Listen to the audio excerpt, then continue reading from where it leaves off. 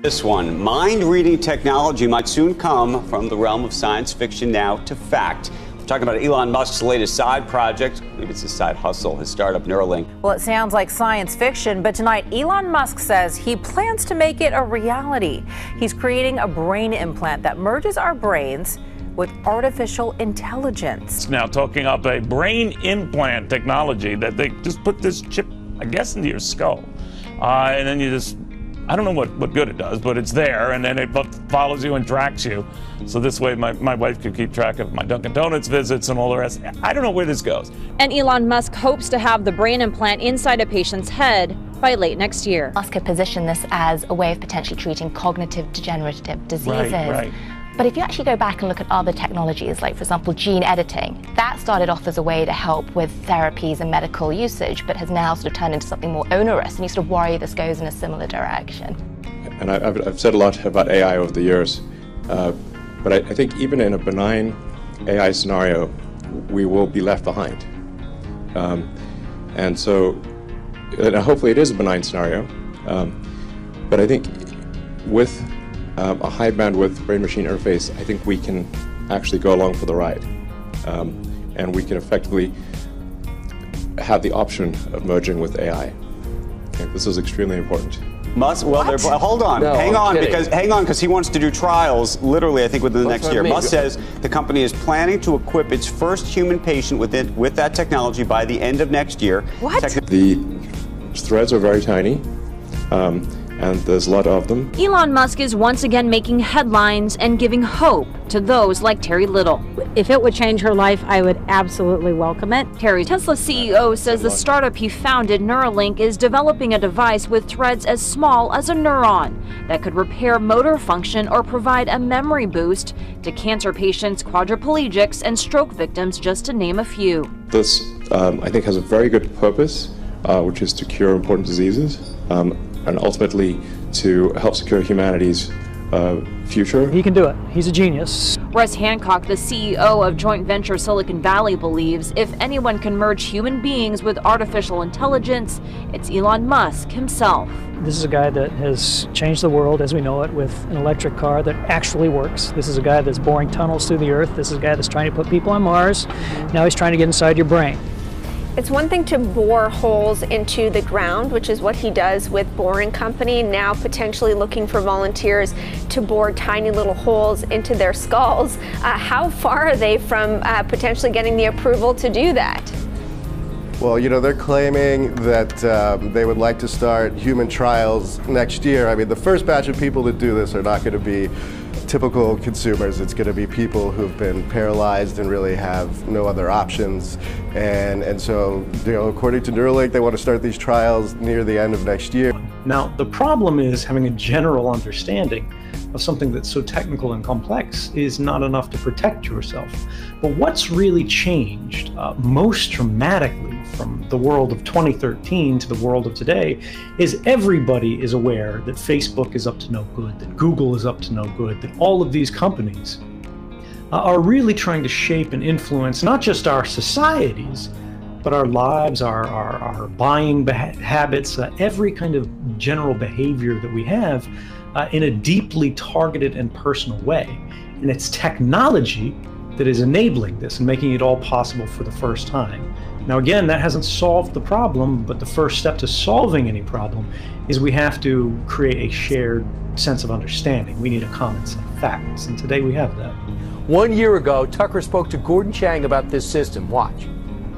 What we have in China is that there's so many people there, of course. The government wants to control them, and so what they're doing is they're collecting data. They're collecting data from 600 million cameras that they'll have in place in 2020. They're going to have, traffic checks, all the rest of it.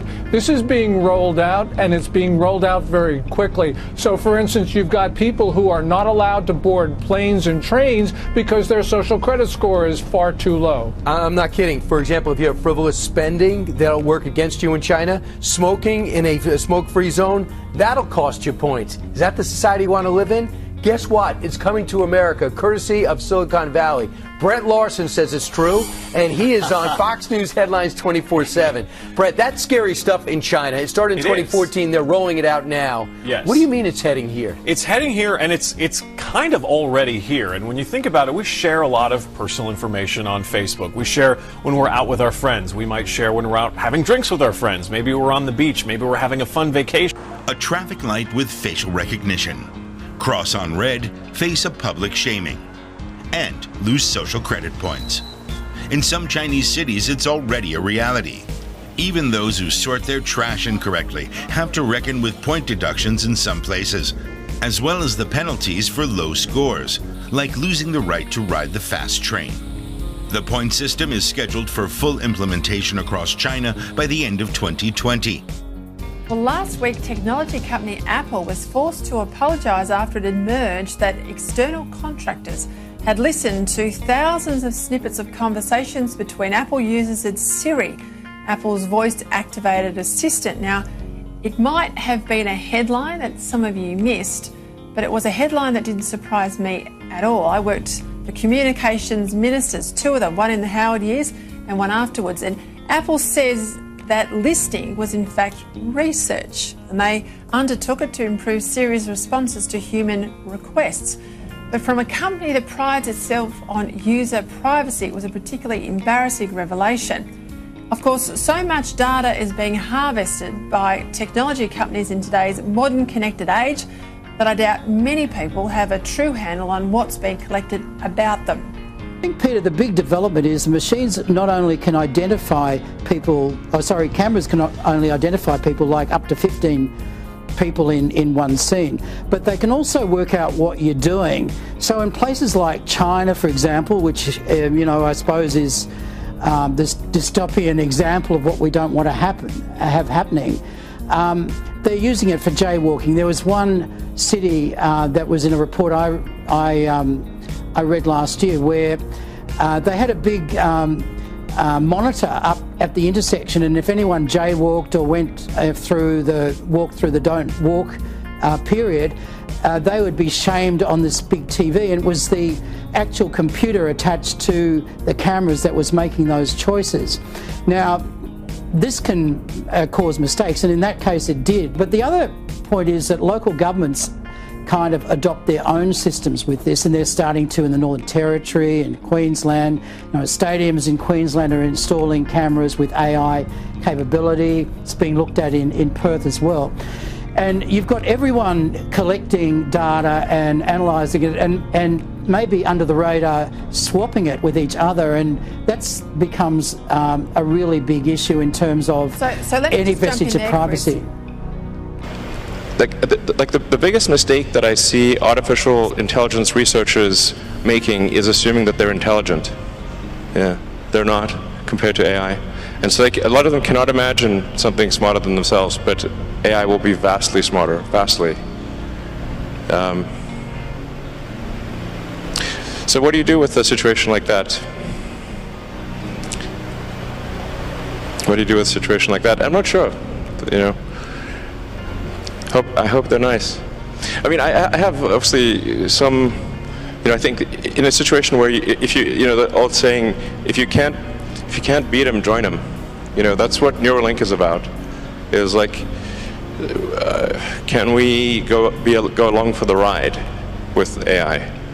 I mean, I really think that there should be other companies like Neuralink, essentially to create a high bandwidth interface to the brain. Because right now we are already a cyborg. People don't realize we are already a cyborg because we are so well integrated with our phones and our computers. The phone is almost like an extension of yourself. If you forget your phone, it's like a missing limb. But the bandwidth, the communication bandwidth to the phone is very low, especially input. We have made a monkey has been able to control the computer with its brain. Just FYI. I didn't realize we were running that result today, but there it goes. The monkey's going to come out of the bag. So.